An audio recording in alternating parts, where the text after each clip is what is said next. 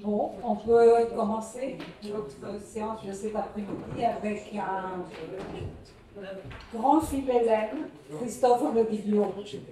Christophe est aussi bien écrivain que journaliste. Il a écrit plusieurs livres, dont certains ont été traduits en grec. Et son dernier livre a comme titre La mer intérieure, MER intérieure.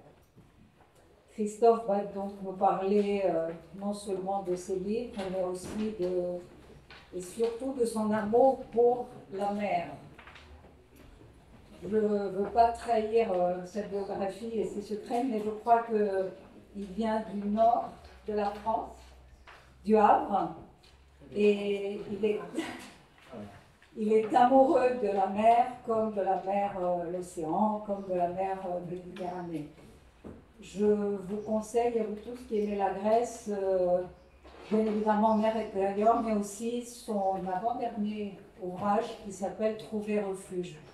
C'est une histoire qui se passe à 80% au Mont Athos, que Christophe connaît très bien. Avant de lui laisser la parole, je voudrais quand même vous dire que Christophe est rédacteur en chef au Point et directeur adjoint au Point. Et ses collègues m'ont dit plusieurs fois que c'est le lobby grec du Point. Donc je donne tout de suite la parole au lobby grec du Point, qui parle beaucoup mieux que nous-mêmes. Voilà. Merci Christophe. Merci infiniment. Lobby grec. Bien. Ils ont raison de le dire. Il y a, disait Aristote, trois sortes d'hommes, les vivants, les morts et ceux qui prennent la mer. Cette phrase que j'ai choisi de mettre à l'orée de ce livre dont parlait Katharina, Mer intérieure, dont l'objet est précisément de tenter de raconter la mer, dit tout le sel marin évidemment de cette question: pourquoi et comment raconter la mer dans le cadre de cet enseignement de la mer qui nous réunit aujourd'hui dans ce colloque franco-grec auquel je vous remercie infiniment en tant que Français philhellène depuis mes 14 ans au moins, de m'avoir convié. Quand on évoque la mer dans le cadre d'un colloque intitulé « Enseigner la mer », on pense évidemment, et vous l'avez magnifiquement montré à travers vos communications et vos échanges, à la géopolitique, aux sciences naturelles, au climat, aux enjeux écologiques et tant d'autres. Mais on oublie parfois que la mer est aussi un lieu de récit, une archive symbolique, une source de langage, une bibliothèque liquide, comme j'aime l'appeler, qui a énormément à nous apprendre. Non pas seulement un savoir universitaire, technique, certes indispensable, mais aussi une autre forme de savoir qui le complète. Un savoir sensible, une expérience qui relève à la fois de l'intime et de l'universel, tant la mer nous est commune, tant elle est notre matrice. Et je rappelle, vous le savez, que notre corps et notre cerveau plus encore est majoritairement composé d'eau, 90%, voire un peu plus pour le cerveau. Ce qui fait d'elle non seulement notre matrice, mais notre miroir, en plus d'être notre mémoire. Mais à l'intérieur se dit en grec Esso Thalassa en grec ancien, et c'est aussi le nom de la Méditerranée. C'est la mer qui nous réunit aujourd'hui, puisque nous parlons dans le cadre d'un dialogue franco-hellénique. Et la Méditerranée se pourrait bien être le meilleur véhicule pour enseigner la mer par les récits qu'elle a enfantés. Car si la mer meurt, et on sait qu'elle est en danger, c'est aussi un imaginaire qui meurt. Et comment est-ce qu'on transmet un imaginaire? Eh bien, précisément par le récit, par le fait de raconter. Et le petit philhellène que j'étais à 14 ans, et que je suis resté, ne résiste pas au plaisir et à l'émotion de vous raconter comment j'ai fait la connaissance de la Méditerranée. Et j'utilise le mot de connaissance dans tous ses sens, y compris dans son sens pédagogique, lié à l'enseignement donc. Comment j'ai fait la connaissance de la Méditerranée, donc avant même de la voir. Et c'est par un récit, précisément. Natif du Havre, grandi au Havre, cette ville au nom de refuge, hein, le Havre en ancien français, c'est le refuge. C'est l'endroit où on est à l'abri des tempêtes. Eh bien, grandi au Havre, j'ai eu la chance de trouver sur mon chemin une professeure de grec ancien qui m'a initié à l'âge de 14 ans, avec 4 ou 5 petits volontaires, au grec ancien.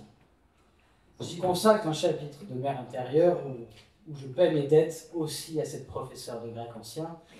Et je raconte comment dès le premier cours, le ciel normand, souvent gris, s'est ouvert en deux, laissant passer par le pouvoir des mots grecs que nous étions en train de déchiffrer dans nos manuels, le soleil éblouissant de la Méditerranée. Sur la couverture de ces manuels avec lesquels nous travaillions, il n'y avait pas de statue, il n'y avait pas d'acropole, mais il y avait la mer. Rien que la mer au bout d'un cap fameux, le cap Sounion, et les restes de son temple dédié à Poséidon. Et dans cette mer, le graphiste qui avait composé cette couverture avait fait danser des lettres grecques au fil des vagues. Grâce à cette professeure et à ce manuel, il nous était permis de prendre donc chaque semaine une sorte de douche intellectuelle de photons, de soleil donc, et de Méditerranée.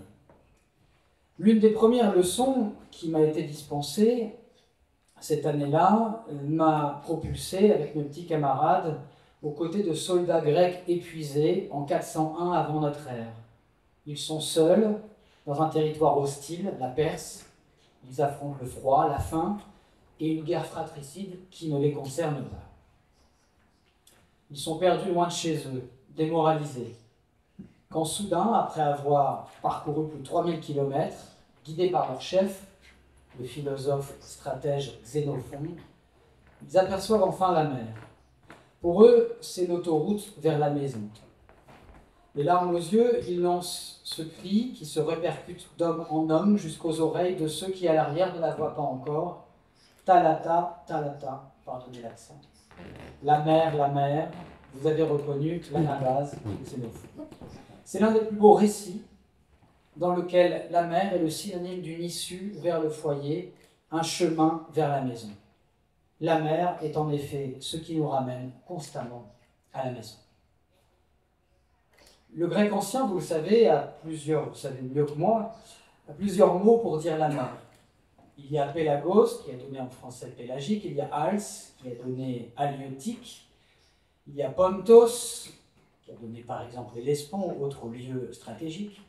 Mais celui que je préfère, c'est ce mot, Thalata, écrit parfois Thalassa, ou prononcé parfois Thalassa, parce qu'il est indissociable d'un cri de joie, ce cri de joie des soldats grecs qui découvrent enfin ce chemin vers la maison.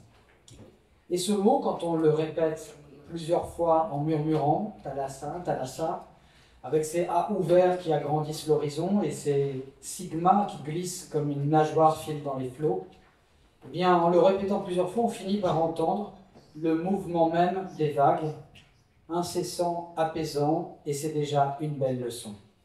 Aussi, Thalassa est-il devenu pour moi le nom secret de la mer, et même une prière, un remerciement.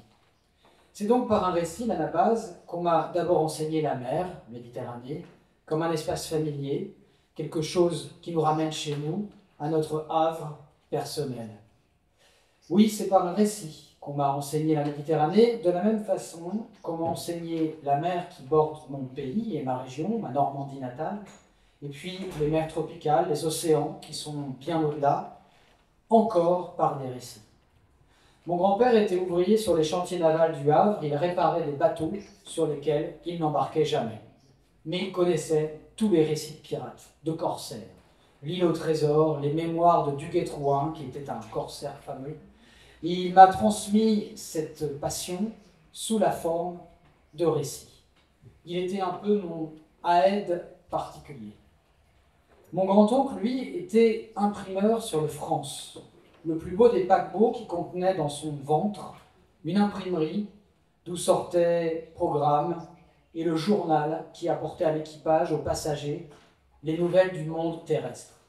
Combien de récits n'a-t-il pas lui aussi rapporté dans la famille, avec la silhouette des tours de Manhattan, apparue comme ça au large, et le parfum du bon café de Carthagène. Et encore une fois, je l'ai eu au téléphone, il me disait, il n'y a rien de plus beau que la mer, avec la petite voix qu'il a de quelqu'un de malade. Rien de plus beau que la mer. Là, elle est en silence, là, elle est en furie. La mer, qu'est-ce qu'elle est belle. Pour enseigner la mer, il faut donc aussi raconter la mer. Et comment? Eh bien, la Grèce, précisément, nous y aide grâce à ses mythes. Et comment ne peut-on pas conseiller à celui qui veut enseigner la mer, à un enfant, par exemple, de commencer par lui raconter l'histoire d'Ulysse? Alors, qui est Ulysse? On connaît, je vais très vite, le marin homérique, l'homme qui a la métisse du poulpe, celui qui passe comme le poulpe là où personne ne passe, comme le dit Barbara Cassin. Non pas seulement, mais pas seulement, pardon.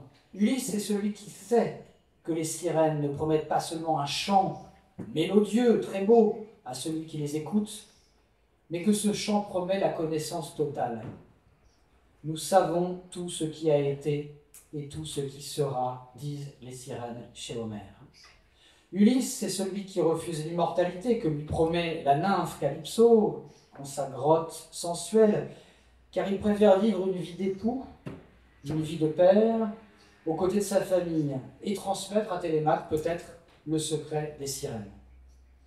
Ulysse, c'est celui qui perd tout sur la mer violette, une couleur de vin, comme le disaient les anciens Grecs, sans doute pour dire que cette mer était aussi dangereuse qu'enivrante, aussi sombre que parfumée. Mais Ulysse est aussi celui qui jamais ne désespère, car la mer, c'est aussi une histoire de rivage. Où nous attendent des Nausicaa, et il faut se souvenir de cette petite princesse phéacienne qui demande à Ulysse, tout nu qu'il est, tout dévoré par le sel de la mer qu'il est, elle lui demande s'il est un mortel ou un dieu, et sans trancher la question, elle l'accueille dans son palais. Ulysse, c'est personne, comme il disait, parce que c'est tout le monde. Comme le capitaine Nemo, Nemo qui signifie aussi personne, mais en latin cette fois, le héros de 20 milieux sous les mers, dont l'Ithaque est devenue la mer elle-même. Des exemples comme cela, des leçons enseignées par la mer, par les récits, on en a des dizaines, des centaines, des milliers, dans cette vaste bibliothèque d'écume qu'est la mer. Raconter la mer, en effet, ce n'est pas seulement témoigner de sa beauté, de ses parfums, de ses couleurs, c'est faire comprendre qu'il est nécessaire de toujours s'adapter. C'est apprendre qu'il faut croire au merveilleux, comme le bestiaire fabuleux, et pourtant bien réel, qui vit sous les flots de la mer, de la baleine aux créatures des abysses, qui font parfois très peur. Raconter la mer, c'est convaincre ceux qui écoutent que la liberté existe encore, c'est prouver que si l'horizon est là, c'est qu'autre chose forcément nous attend derrière. Raconter la mer, c'est raconter la vaste immensité des flots, mais aussi des expériences humaines. C'est raconter les animaux, je m'arrête sur, j'ai parlé de la baleine, mais le dauphin, dont les Grecs nous disent qu'il s'agissait, avant, de pirates métamorphosés par Dionysos, ce dieu qu'ils avaient voulu kidnapper. Le dauphin qui est un héros de cette petite fable d'Ésope, dont La Fontaine s'est goulûment inspirée, sans le cacher d'ailleurs, et qui s'intitule « Le singe et le dauphin ». Je voudrais qu'on l'écoute, ces 5 lignes. On écoute Ésope. Ésope est là. Lors d'un naufrage, des dauphins viennent sauver l'équipage. Un singe, qui était à bord, profite de sa ressemblance avec les hommes et enfourche un dauphin. Ils conversent ensemble, et le dauphin, s'apercevant de la supercherie en raison de la stupidité des propos du singe, le laisse à la mer pour aller sauver un véritable humain. Moralité, il ne faut pas vouloir faire croire qu'on sait quand on ne sait pas de quoi on parle. En voilà un bon enseignement de la mer, encore une fois par le récit, qui permet, en racontant la mer, de dessiner un espace d'apprentissage qui passe par les mots, mais aussi par l'émotion, par le symbole. Raconter la mer, ce n'est pas seulement donner des leçons, c'est proposer un partage d'expériences, une relation avec nous-mêmes, avec les autres, avec les mythes fondateurs de notre culture. Et le mot relation, il est intéressant, car c'est un mot qui veut dire relier et raconter. On relate quelque chose, et en le relatant, on relie les hommes. Comme les vagues sont reliées entre elles, comme on peut aussi relater les vagues. Raconter la mer, enfin, c'est proposer la possibilité d'introduire un lien entre la mer comme espace extérieur, cet océan qui nous entoure, et la mer comme un espace intérieur, celle qu'on s'approprie par son imaginaire, un lieu à soi, comme le disait Virginia Woolf, un lieu à explorer sans fin. Et je termine par dire qu'en cette année 2025, décrétée par le gouvernement français année de la mer, je veux dire qu'on ne sauvera pas la mer, ni l'océan, si l'on n'enseigne pas la mer, les difficultés qu'elle traverse, son réchauffement angoissant, son acidification mortelle, ses habitants sous-marins qui meurent, mais on ne la sauvera pas non plus si on ne la raconte pas. Si l'on ne transmet pas le souvenir de celles et ceux qui l'ont traversée, sillonnée, y faisant provision de savoirs qui ont encore aujourd'hui leur pertinence. Préserver la mer en la racontant, c'est aussi faire communauté autour de cette immensité de récits qui n'en finissent pas de montrer à l'être humain qu'il y a toujours une issue, qu'il ne peut pas tout maîtriser, que l'idée de liberté n'est pas morte et que celle de sanctuaire peut prendre un nouveau sens. Et c'est ainsi peut-être qu'il faut comprendre Aristote lorsqu'il dit qu'il y a ces trois sortes d'hommes, les vivants, les morts et ceux qui prennent la mer. Cela ne veut pas dire que ceux qui prennent la mer soient entre la vie et la mort, mais bien au contraire, qu'ils dépassent ces deux catégories pour tendre vers l'éternité, comme ces vagues que décrivait Chateaubriand qui parlait de la Bretagne. Tout a changé en Bretagne, hormis les vagues qui changent toujours. Je vous remercie.